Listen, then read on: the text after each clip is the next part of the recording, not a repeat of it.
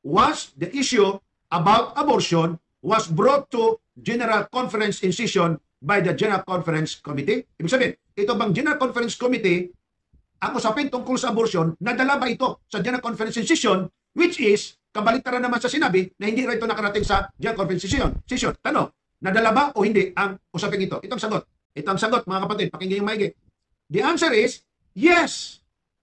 Ayan, meron po siyang reference na ipinakita. Ito pong ipinakita niya, isa dyan sa 3 reference na yan. Ayan. Nagbigay siya ng question, was the issue about abortion was brought o dilala to GC in session by the GC committee? Then may pinakita siyang reference. Ang answer daw is yes. Bago natin sagutin is, i-continue po muna natin para mabuo yung kanyang argument, para masabi natin na may justice naman sa kanyang side. Nadala. Saan mabasa? AdventistWorld.org, General Conference Adventist.org, SpectrumMagazine.org. 3 sources. Question, was the issue about abortion was brought to General Conference in session by the General Conference Committee? The answer is yes. Pakinggan nyo. Yes. The topic of abortion has been discussed. Saan? At the General Conference of the Seventh-day Adventist. Kailan? In 2019. Sino ang nagdala? The General Conference Executive Committee deliberated over a proposal statement on the biblical view of unborn life and its implication to abortion during the annual council meeting, ang tinutukoy General Conference session. So, ginawa ng General Conference Committee, ang ginawa nila, ang kanilang desisyon, nagiging proposal ito na ipipresent nila sa General Conference in session. Subject for yes or no, tanggapin o di tanggapin. Nakapon yung punto? Ang tanong, dumating ba itong usapin about abortion sa General Conference? The answer is yes. Ibig sabihin, mali kayong nagsabi. Nasabi hindi nakarating sa kinaupulan. Pasensya kayo, mahal ko kayo mga kapatid at talagang iginagalang ko kayo, ang inyong zeal, ang inyong power sa pangangaral. Pero dapat din naman natin itong ituwid kasi hindi lamang 50 ang nag-message sa akin about this, napakarami. Sayang yung mga nag-message sa inyo, mali nang nalapitan. Sa totoo lang, hindi sa kayo ay hinahamak ko bilang pastor ha. Pero magbe-base po ako sa reference na ginamit po ninyo. Sayang ho yung lumapit sa inyo at nag-message about po dito. Bakit ko po nasabi? Kasi unang-una, pansinin po ninyo mga kapatid ha, paano ko nasabi na mali interpretation niya sa mga reference na yan. Una, pinalalabas niya na yung salitang yes, yung kulay dilaw po dyan, yes, is tumutukoy o sumasagot doon sa question sa itaas. Yung question, was the issue about abortion was brought to GC in session by the GC committee?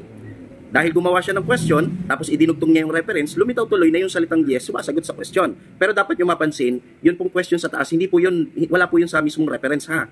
Sana maging malinaw sa inyo. Ayan po ay dagdag niya lamang po sa reference. Siya lang po gumawa po niyan. Eh saan po sumasagot yung salitang yes? Pansinin po ninyo, yes, the topic of abortion was being discussed. Napag-usapan, discussed. At the General Conference, sa General Conference of Seventh-day Adventist. Kailan? In 2019. Ang sabi dyan, the GC Executive Committee deliberated over the proposed statement on the biblical view of unborn life and its implication for abortion during the annual council meeting. Kailan daw po idiniliber na propose? Kasi yung salitang propose dyan is past tense, tapos na. 2019 pa kasi yan eh.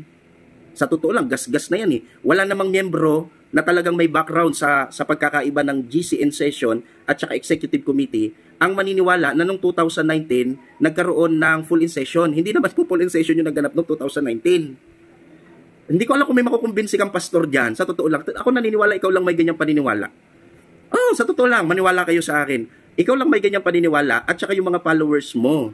Bakit po? Kasi yung 2019, ilang ulit ko nang pinapatunayan po yan, nakalagay po mismo sa reference na deliberate siya at na-propose siya during the annual council meeting.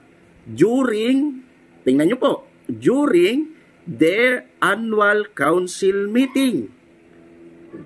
Tanong, yun bang annual council is full in session? Sagot, no. Sapagkat ang annual council is yearly, kaya nga annually. Yun pong full in session, ito po ay ginaganap every 5 years. Paano maidi-deliver doon sa full in session? Annual council po yan. Hindi naman po yan full in session. Hindi po yan yung every 5 years. Wala hong binabanggit dyan na every 5 years. Ang binabanggit dyan, naganap daw po yung pagdi-deliver sa executive committee during their annual council meeting. Hindi ko alam kung bakit napakahirap sa inyo intindihin yan. Sa totoo lang, hindi ko alam ba't hirap na hirap kayong intindihin yung reference na yan. Alam niyo po ba kung bakit, mga minamahal? Kung bakit kailangan niya kayong i-convince na umakyat sa full in session? Siguro hindi naman ako ganun kahina sa English para hindi maintindihan yan. At ako naniniwala, hindi ka naman mahina sa English. Kaya ako naniniwala, sinasadya mong likutin yung sentence. Bakit? Hindi ka naman bobo sa English eh. Hindi ka naman mahina sa English. Hindi ka naman makakarating dyan sa Amerika kung hindi ka marunong mag-English. Pero pansinin po ninyo, bakit kailangan niya tayong i-convince, lalo na yung mga followers niya na umakyat sa full in session? Kung babalikan po natin yung mga naunang pag-uusap, si Brother Melvin, actually, si Brother Melvin Sarmiento ang sinasagot niya dyan. Pinapangalawahan ko lang kasi wala naman ako sariling presentation. Kung mapapansin niyo, wala naman ako sariling presentation. Ang ginagawa ko is nagre-review lang talaga. Itong last nga, ang nireview ko is yung post ni Brother John Lucino, isa pong layman at defender ng Seventh-day Adventist. At kung mapapansin po ninyo, based sa post niya, hindi pareho yung kanilang presentation. Diyan ang pinatutunayan niya yung 2019, ito ay full in session. Samantalang doon sa post ni Brother John Lucino, yun executive committee, which is yun naman kasi talaga. Yan nakalagay naman talaga diyan, executive committee yan, hindi yan full in session. Bakit kailangan kanyang i-convince? Kasi po si Brother Melvin Sarmiento nagpalabas ng pahayag na kung saan yun pong executive committee na naganap noong 1992, ito po ay hindi magandang guidelines sapagkat ito po ay elective abortion. Ngayon, ito, puntahan natin yung The Washington Post, no? Doon sa Washington Post mo na dalhin. Next, yan. Okay? Ayan ho. Eto, dito nasusilipan ho tayo dito. Sa mga babasahin ho ito sa buong mundo eh. Sabi ho rito, Seventh-day Adventist and Abortion. Sabi dyan, Christians of all denominations are gathering on the National Mall today to protest the 38th anniversary of Roe versus Wade.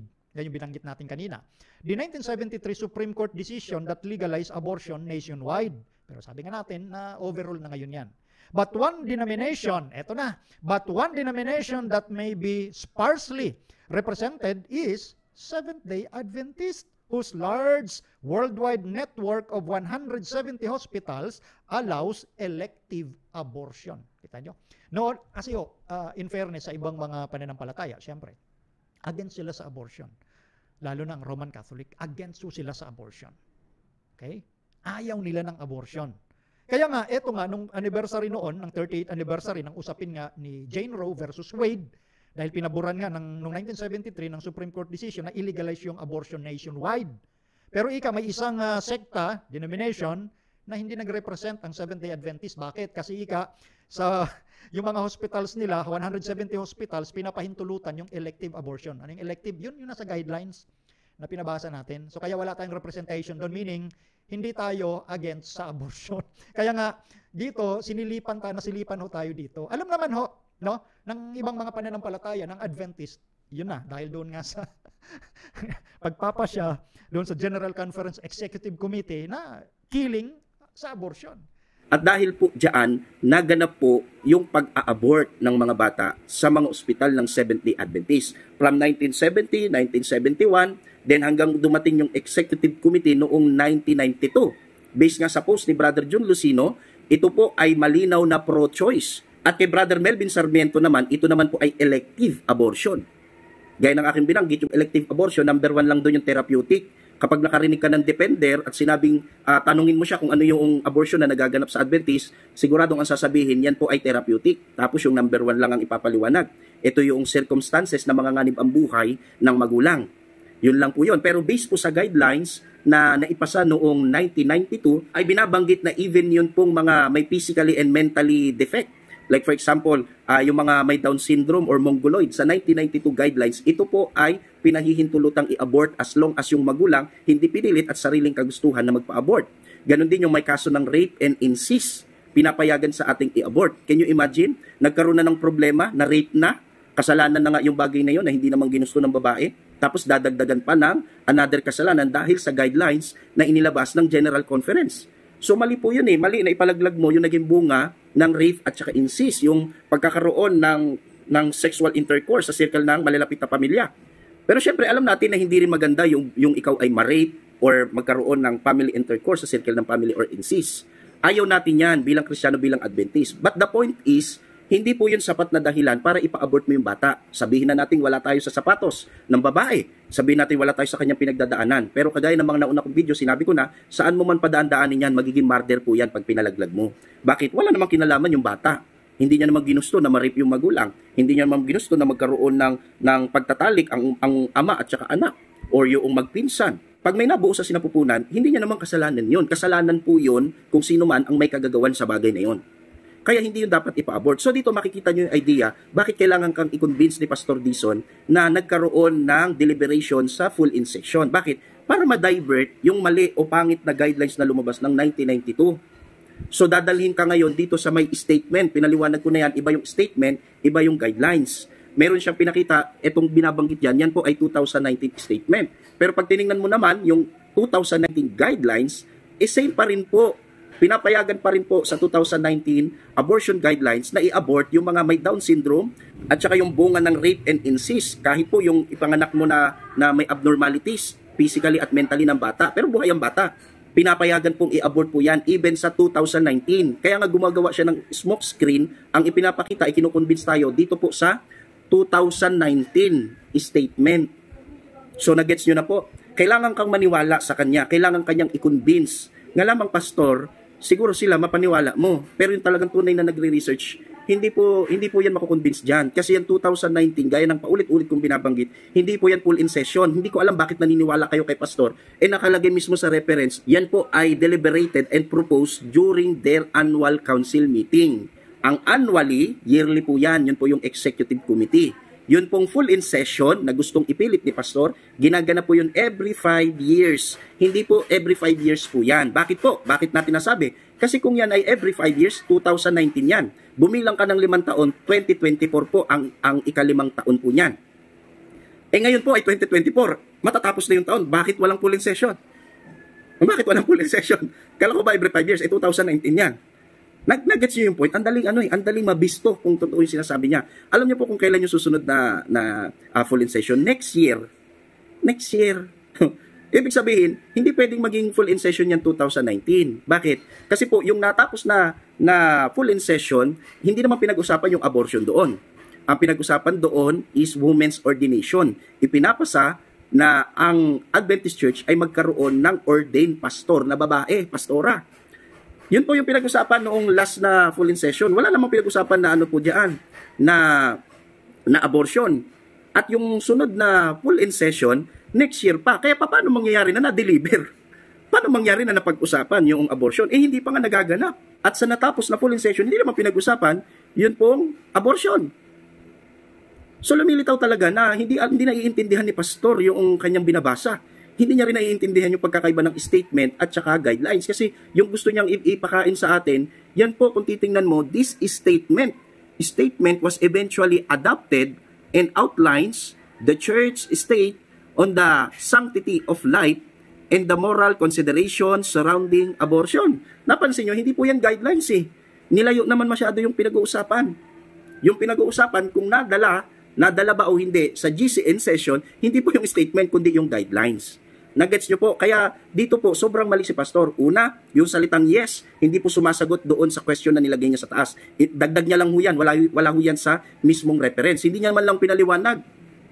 Hindi niya man lang sinabi na dyan sa kanyang slide na ginawa, yung question sa taas kanya, hindi kasama sa reference. Bakit? Kasi kapag hindi niya pinaliwanag, posibleng makonvince ka na kasi nagbanggit yung reference sa salitang yes. Pero po, kung aalisin mo yung question na yan, lumilitaw po dyan na yung yes, hindi po tumutukoy sa pinatutunayan ni pastor, kundi sumasang-ayon o nag-yes dun sa naganap noong 2019 na i-deliver sa Executive Committee noong Annual Council Meeting.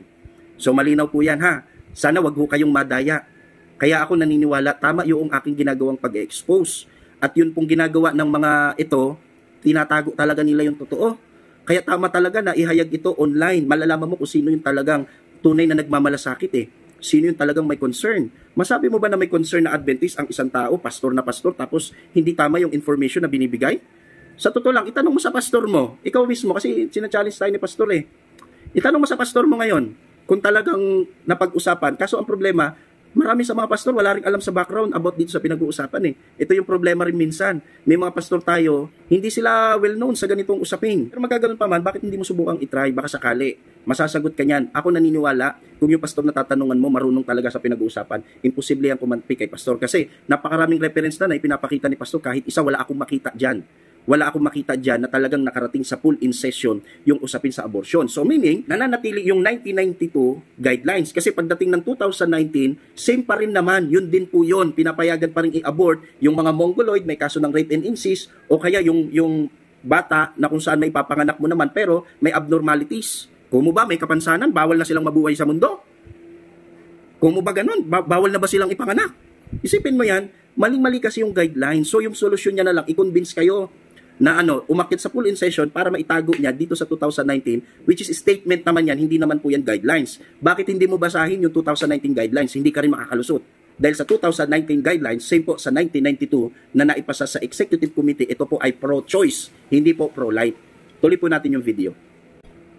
Kasi hindi daw nakarating doon sa niyang conference decision. Tapos ang punto pa ganito, mga kapatid, huwag kayong umalis sa Seventh-day Adventist. Dapat manatili tayo kasi nandito tayo sa panahon ng pagliliglig.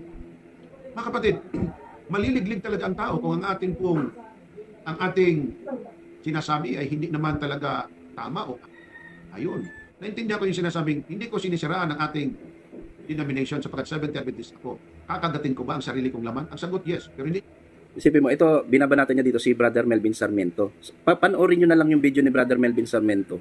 Masyado siyang masyado na itong minali yung video ni Brother Melvin Sarmiento. Tingnan mo, parang kala mo talaga tama yung kanyang sinasabi. Tama yung sinabi ni Brother Melvin, hindi niya kakagatin yung sarili niyang laman.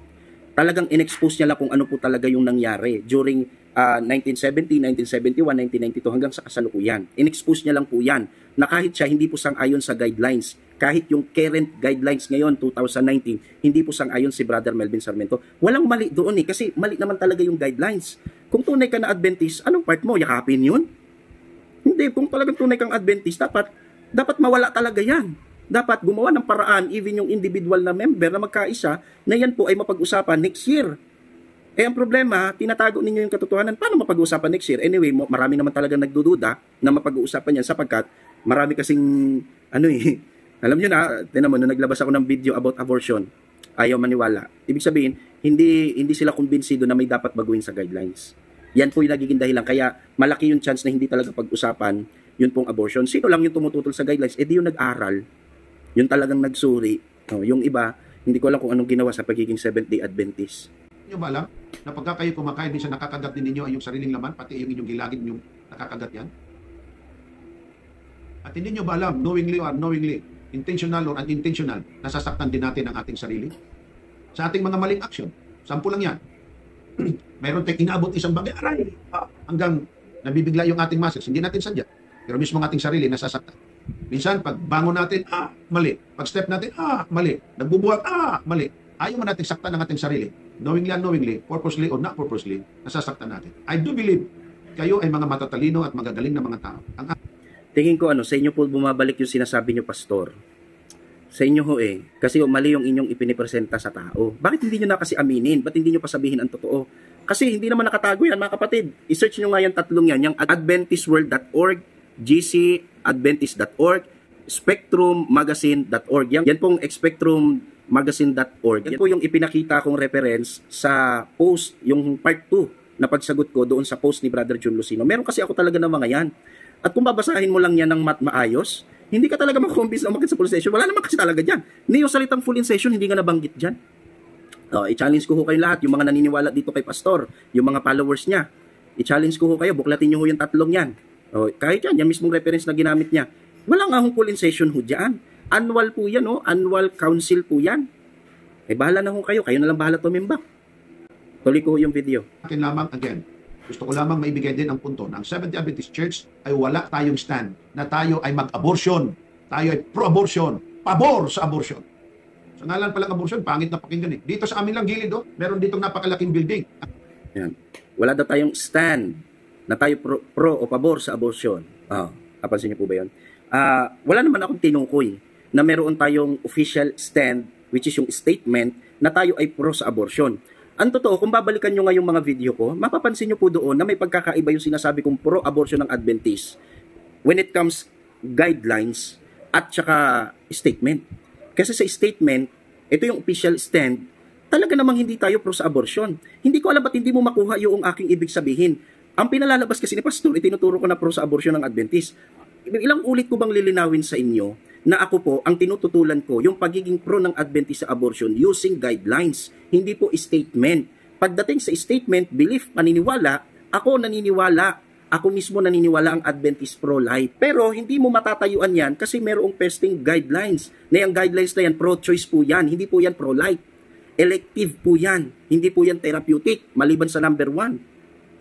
So wag niyong ipalabas sa tao na ako po ay nagtuturo ng Adventist pabor sa abortion using statement. Kasi statement yung binabasa mo eh. Ang totoo, sang-ayon ho ako dyan. Magkaiba lang tayo sa pananaw na yan po ay GC in session.